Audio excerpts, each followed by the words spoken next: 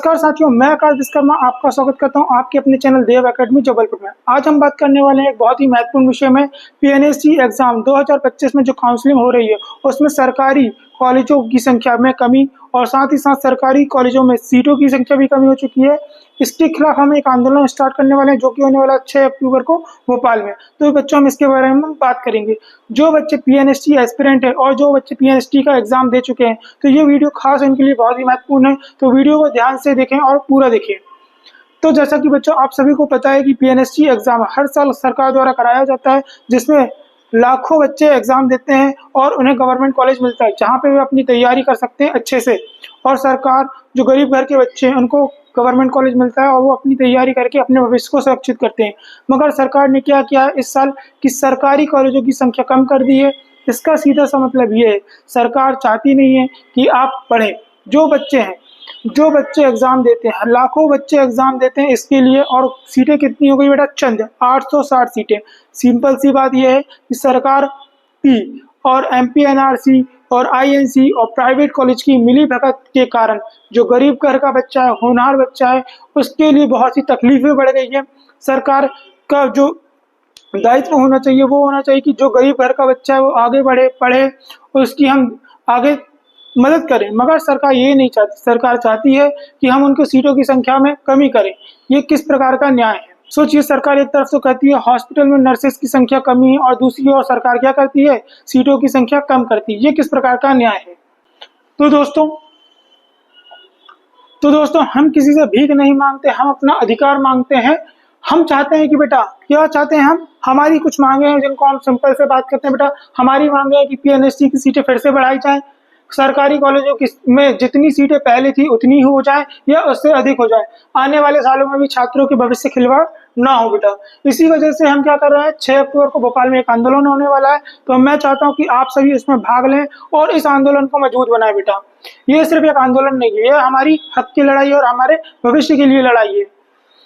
जैसा कि मैं आपको एक चीज और बताना चाहता हूँ बेटा, एक आर्टिकल आया था न्यूज में जहाँ पे इस चीज के बारे में बताया गया कि किस तरीके से फर्जीवाड़ा हो रहा है, किस तरीके से फर्जीवाड़ा हो रहा है। ये देखो बेटा, सबसे इंपॉर्टेंट बात कि नर्सिंग की 40% सीटें, बेटा कितनी परसेंट?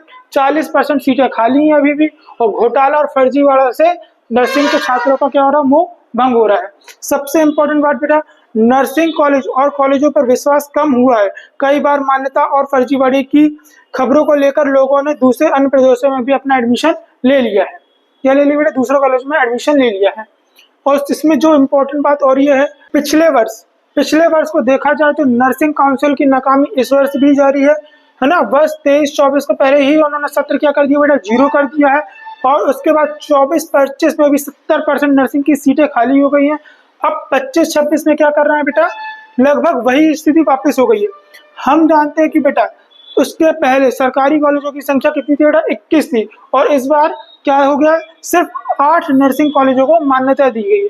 सिंपल सी बात है, मिली भगत है। लोगों को चाहती ही नहीं है, सरकार चाहती ही नहीं है कि गरीब घर का बच्चा भी आगे बढ़े। जो गरीब घर का बच्चा, जो होनहार बच्चा तैयारी करके आगे बढ़े। सरकार चाहती है प्राइवेट कॉलेजों को पैसा मिले, प्राइवेट कॉलेजों से पैसा आ जाता है एनसी को, है ना। और इसके बाद सरकार ने क्या कर दिया? उनको सूटेबल कर दिया है। एक इम्पोर्टेंट बात और ये बेटा इसमें दी है कि लास्ट ईयर जो प्राइवेट कॉलेज थे जो अनसूटेबल थे उनको मान्यता दे दी है, मगर जो सरकार के सूटेबल गवर्नमेंट कॉलेज थे उनको मान्यता नहीं दी है। ये सरकार ने बहुत ही बड़ा अत्याचार कर रहे हैं बच्चों के साथ, जो कि सरकार के साथ सीधा सीधा ये कहना चाहती है सरकार कि बच्चों बेटा आप ना पढ़ें। जो गरीब घर के बच्चे, जो होनहार बच्चे हैं, उनके लिए उनका हक छीना जा रहा है। उनका हक लेके सरकार क्या साबित करना चाहती है? अगर आप पीएनएससी के एस्पिरेंट हैं या आपकी दोस्त, बहन, बेटी को उनका हक दिलाना है तो 6 अक्टूबर को भोपाल जरूर आइए। आपकी मौजूदगी वो आंदोलन को मजबूत बनाएगी और उनका हक दिलवाएगी। सीट हमारी है तो लड़ाई भी हमारी होगी। अगर हम खामोशी से बैठे रहेंगे तो ये हमारे साथ अन्याय होगा और ये हमारे भविष्य के साथ खिलवाड़ होगा, जो कि हम नहीं होने देंगे। तो दोस्तों अब समय आ चुका है कि हम सब मिलकर आवाज उठाएं और 6 अक्टूबर को एकत्रित होकर भोपाल पहुंचे। इस वीडियो को अधिक से अधिक शेयर करें, अपने बहन बेटियों और जो पीएनएसटी के एस्पिरेंट हैं उन्हें शेयर करें, उनको जानकारी दें कि हमें 6 अक्टूबर को आना है और साथ ही साथ खुद उनके साथ साथ हमें खुद भी अपनी उपस्थिति दर्ज करानी है। और उसके अलावा जो बच्चे नहीं पहुंच पाते, हमें उनके लिए क्या करना है बेटा, हमको क्या करना है उनके लिए, एक ये लेटर है, इस लेटर को आपको कहाँ करना है बेटा, एक मेल करना है।